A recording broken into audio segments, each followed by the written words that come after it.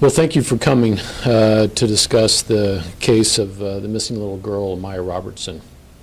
It's been a week. Last Saturday is when that was, we were notified of a missing person. I want you to know that we're here today because we're frustrated and quite frankly, angry because of misinformation and lack of information and lack of cooperation from those most closely involved. This is an 8-month-old child, and I think all of us would agree somebody would know the whereabouts. And the detective, who you'll hear from here pretty soon, asked for this. So this is not about just giving the media information. This is a need that we have, and that's why we're here. Let me give you a little bit of the backstory, and then we'll let Detective Burkhart kind of explain some of the details, and then we'll answer any questions. If you remember last Saturday on the 16th, our missing persons was notified of a missing girl, 8 months old, Amiah Robertson. That date is significant, and you'll know why when you listen to the detectives. So last Saturday we were notified. Missing persons, because of their expertise and experience, figured out quickly through their investigation that this was a little different than most missing persons of a small child. They enlisted the help of our homicide investigators. So we're telling you now that this is a homicide investigation, but it has been all week since early on because things just didn't add up. I think it's significant that that occurred quickly because it'll gives you an idea of some of the frustrations that we've had in this case. On the 19th, we let you all know because we wanted to enlist the help of the community because we just didn't have that much information. Also on the 19th, if you remember, there was a silver alert that was done. We didn't have enough information to do an amber alert, but a silver alert was done. Also on the 19th, the search warrant was served at a residence in order to gain physical evidence, in hopes of gaining physical evidence, and also doing some additional interviews to figure out what happened to Amiah. On the 20th, we got a tip that at McCarty and White River, there were some child belongings that may or may not have belonged to Amiah. We went out there and did a search. We enlisted the help. There were some items real close to the water. We enlisted the help of IFD, and we collected some items from there, and we'll let Detective Burkhart kind of talk about what that did or didn't do in this investigation. The 21st, we expanded that search a little bit and went a little bit downstream. There was no additional information, but it was just to be thorough. On the 22nd, there were a group of community members, unsolicited from us, that also went out and helped. I want to thank them. I want to thank all of you. I also want to thank the number of detectives that have been working day and night on this case and all those tips that have come in. I'd like to be mindful that those tips should not be conjecture of what we are doing or should be doing or what people think we should be doing, because that interferes with our investigation. But if you have any information at all, please provide that to us. Up here with me is Lieutenant Bruce Smith, along with Detective Jeannie Burkhart and our Major Turner from Investigations.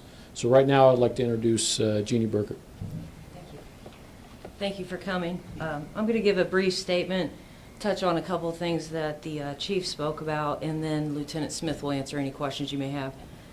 I'm going to just start out by saying on March 9th, at approximately 1:15 p.m., Amiah Robertson was last seen alive and well with Robert Lyons in the 200 block of South Holmes.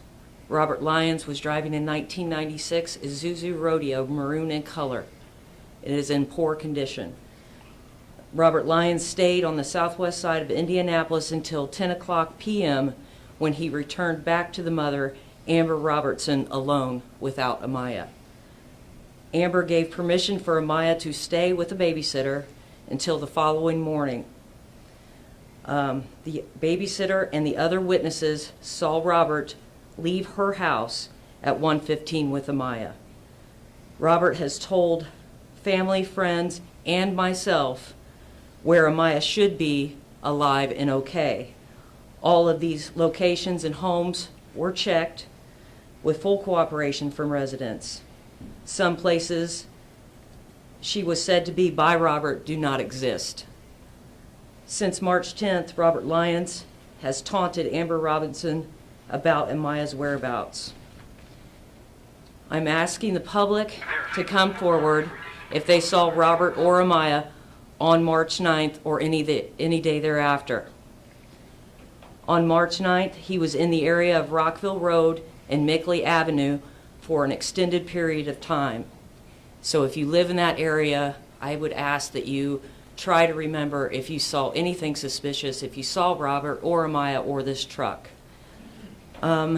Quickly, I'd like to say as far as the location site on McCarty and Tip Street, the items that were found on the bank have been identified as belonging to Amiah.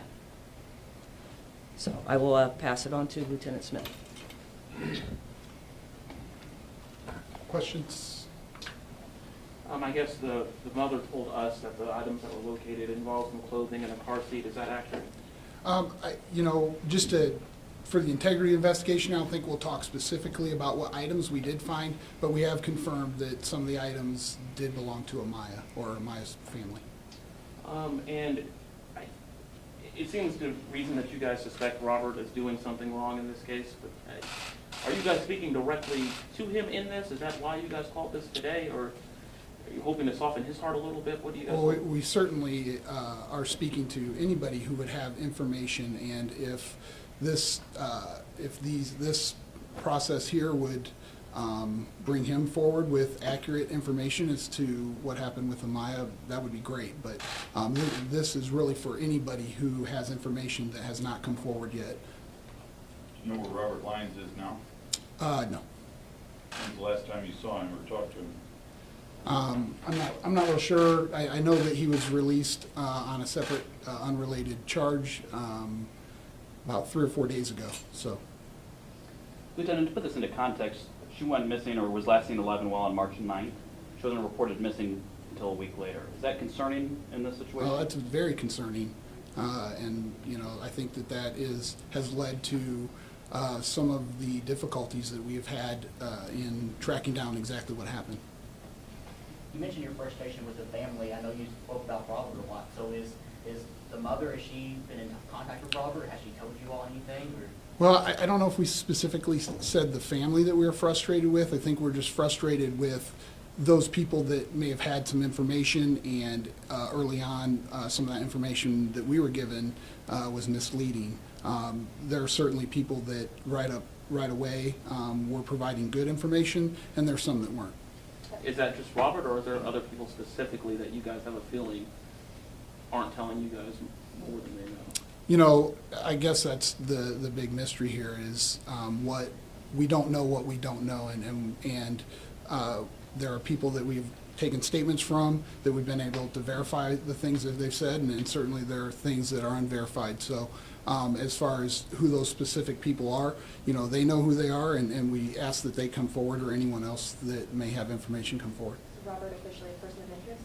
He is certainly a suspect in her disappearance. How do charges like that get filed? I mean, if someone loses an infant child, you've spoken with them, are there criminal charges that he faces if the child is found?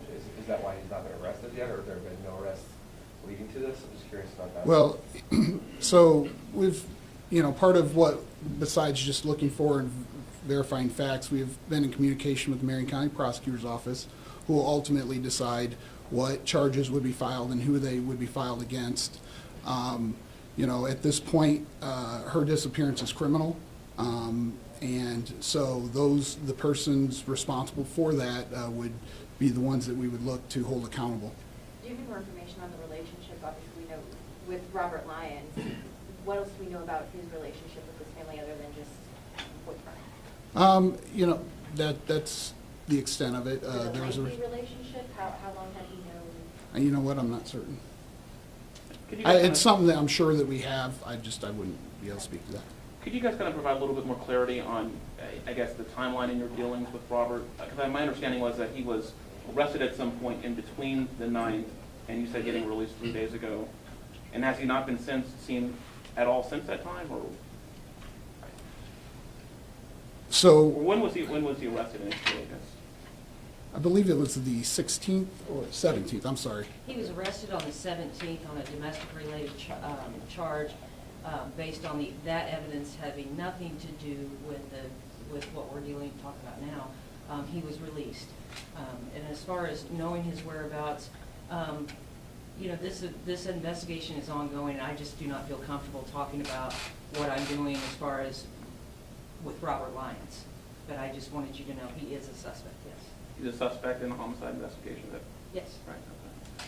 Question for Major Turner. Obviously, there's been a lot of speculation on social media with any case.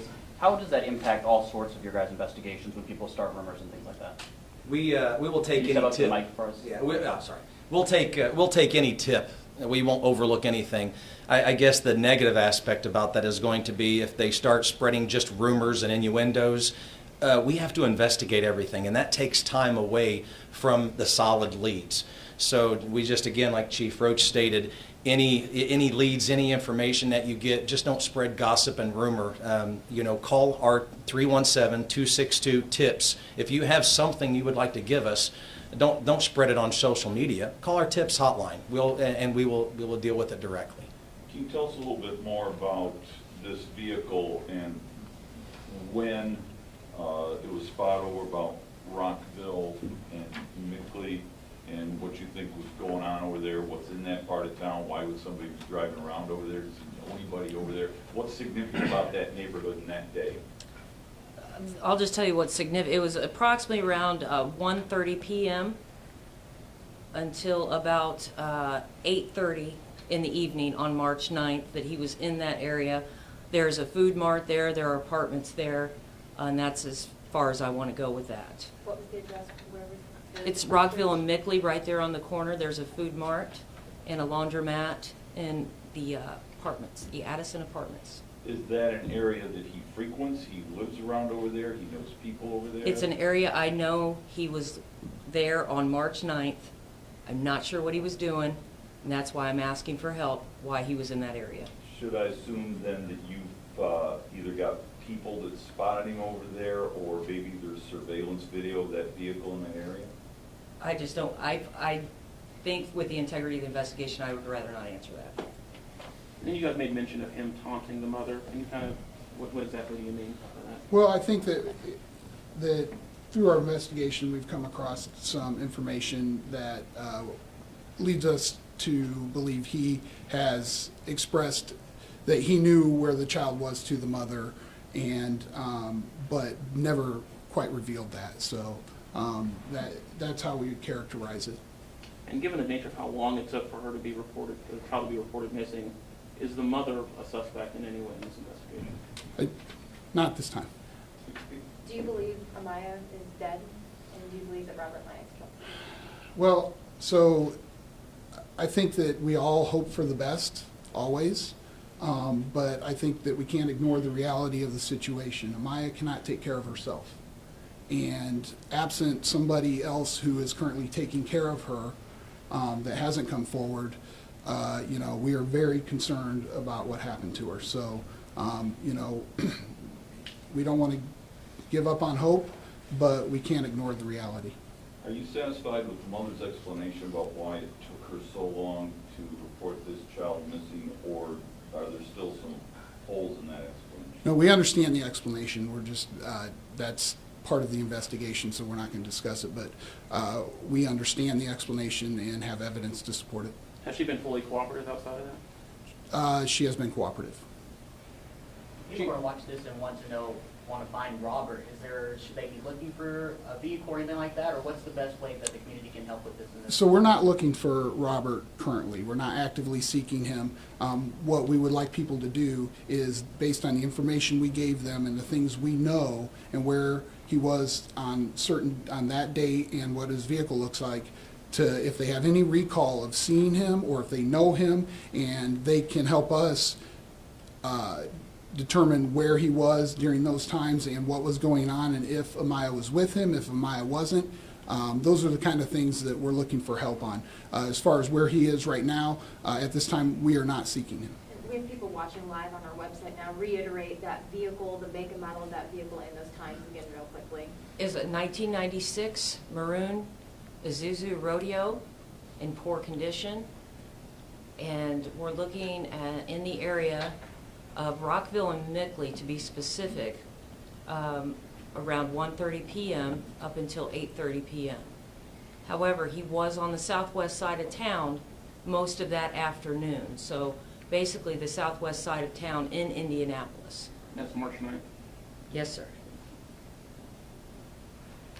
Chief, obviously this has been a difficult investigation. Can you talk about how frustrating this has been for the department and the detectives on the case?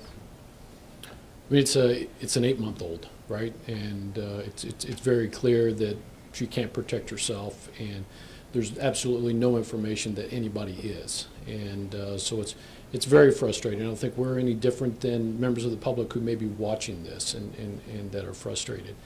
It's devastating, and it will live with this detective for the rest of her life.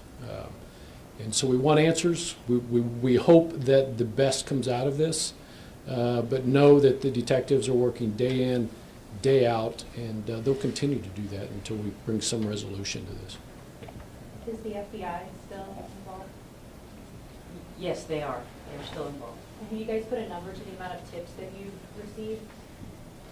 You know, I asked that before we came here, and they're coming in constantly, and they're actively looking at those tips now, and they have been doing that since the 17th. And just to clarify, the FBI was already involved because you guys have a working relationship with them already, with Safe Streets and everything like that. It wasn't like they were called in special for this specific incident. Sure, we're a large agency, and we have a lot of resources, but we also realize that there are other agencies within our federal partners and also local, and we call on them any additional tools that we can apply to this case and other cases, and any expertise, and quite frankly, just a different way of viewing things and looking at things. And they've been huddled up numerous times throughout this week to just have those discussions. What if this? And what do you have that might help in this case? Thank you. Thanks. Appreciate it.